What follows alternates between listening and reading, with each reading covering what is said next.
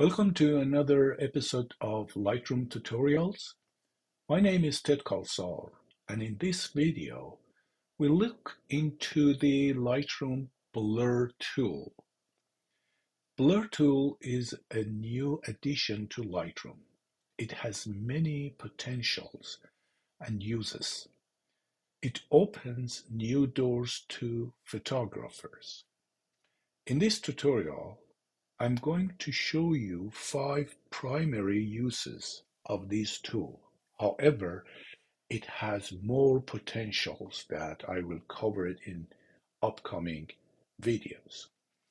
We have 5 images here to play with the blur tool and to see how important and how powerful it is. This is our first image. As you can see, I have done the basic editing here, and I'm not talking about that. If you scroll down on the tool panel, you see the blur, lens blur. It's right there. The only thing that you need to do is to click on apply. It analyzes your photo and it decides which is the subject in the photo and put the rest into the blurred mode. In fact, what it does, it creates a depth map, like here, as you can see. The depth map shows you which part of the image would be in focus, which is that yellow color range here, and what part is out of focus, which is on magenta to black. Now, if I move this selection to the other end, now my subject is out of focus and the background is in focus. And you can just move it wherever you want to adjust the blur that you need to have. So I'm going to go with the subject that Lightroom select. Here you can select, if you click on this, Lightroom will automatically pick up the subject by itself and it does the blurred. If I click here, I can pick up the subject by myself. Now, uh, if I move it a little bit further, one thing that is important to know is you can adjust the amount of blur to your liking. This is the bokeh effect. We don't see much of that here in this picture, but I have a picture here for you that shows the different bokeh effect. And the other thing that I'm going to talk about the basic editing with the blurred mode is if I zoom here, you see that there are some defective area around here. That's why we have 2 options, focus and blur. So if I want to bring something into focus, if I click here, see my brush has a plus sign. So if I start brushing, it brings things back into focus.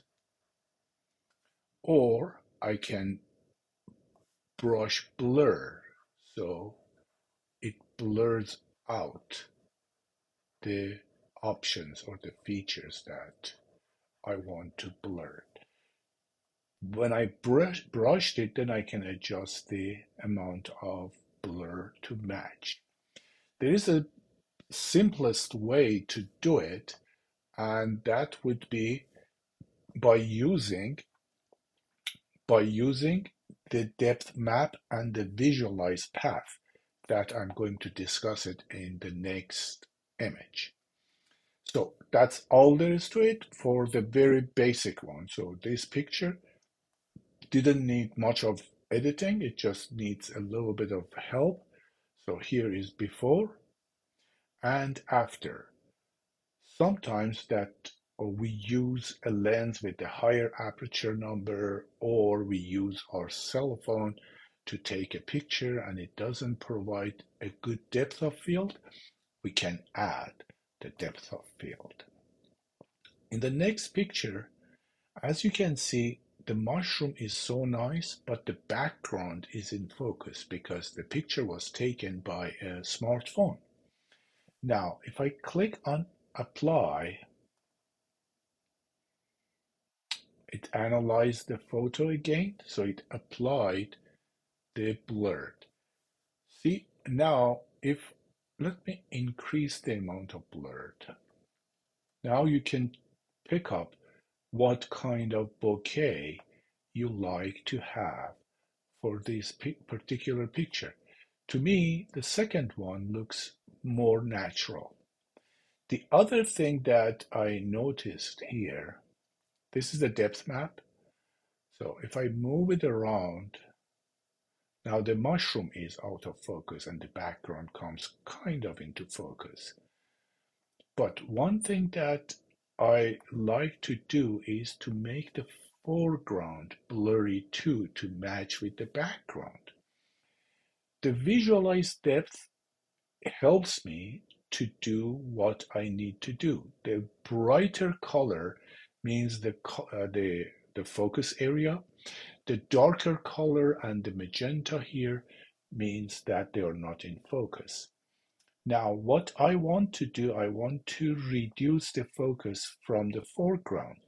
I can simply just do it this way and see the leaves or the grass in foreground, they get blurred out.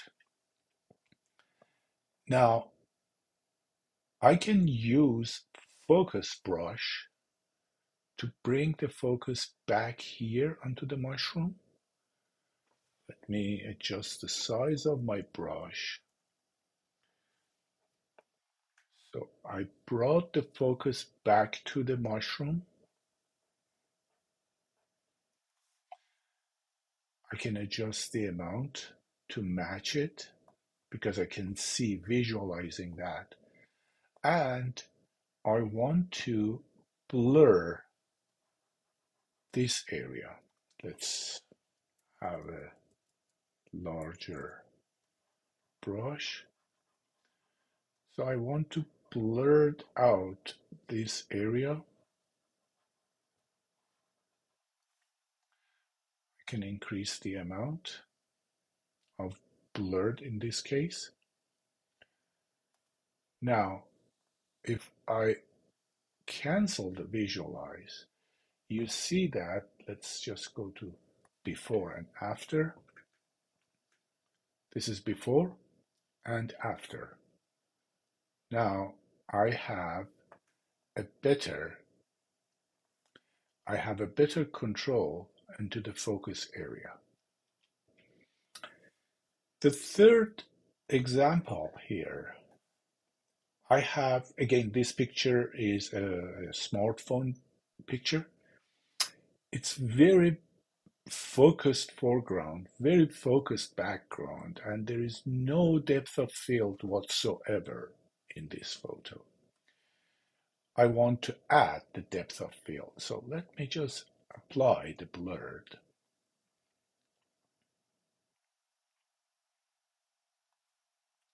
There we go. Now, see, Lightroom automatically picked up this, recognized that these people are the subject, so it automatically applied that. Now, if I move it to the foreground, you see the foreground is in focus, the background is out of focus. And if I go back, everything is out of focus but the background. That can be a very creative tool to work with. So you see the amount of blur is all the way up to 95%. You can boost the blur too. There is no light sources, so there is nothing to affect here. Now, what I will do is I'm going to reduce the size of the foreground and the background. There we go. Next image is, excuse me, next image is this one. Again, it was not a cell phone, It was a camera, but with a very high aperture number. I think it was 16. That's why everything is in focus. So my main subject is blending with the background. I want to make her more visible or more pronounced. So let's play on apply, analyzing, and there we go. Now, see the amount of blur that I have in background is so pleasing, and she is looking into something that she's taking picture, so it brings you to her. Now, if I click on visualize depth, see this is the focus area. This part is in focus because the brighter color means in focus and the darker color means out of focus. I want to make the foreground blurry too. So I pick up the blur tool and I start brushing here.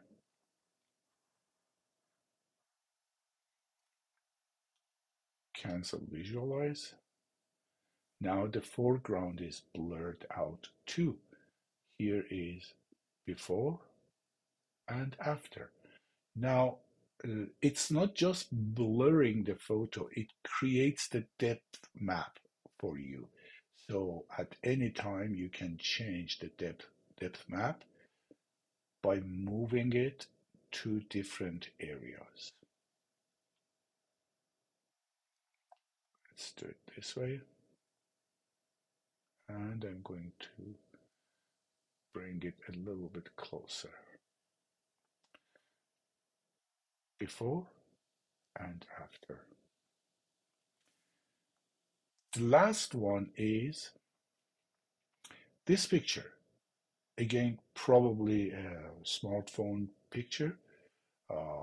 You can see this is nice, but I'd rather to have a little bit blurred background. So, and it's possible nowadays with the new Lightroom feature. There we go. With just one click, I created a more pleasing photo that shows the background and subject and tells the story. Of course, you can adjust the amount of blur to your liking. So you can go all the way up there. That is a little bit unnatural looking, or around 50%, or maybe even a little less. Yeah, 35%. It's perfect. It's just like the picture that you take with the aperture 2.8 or 1.8. It gives you almost that result. I hope you enjoyed the tutorial. We do offer Lightroom and Photoshop private lessons online or in person. Feel free to contact us to book your appointment for your next Lightroom or Photoshop lesson. Thank you again, and stay tuned for another episode of Lightroom or Photoshop tutorials next week.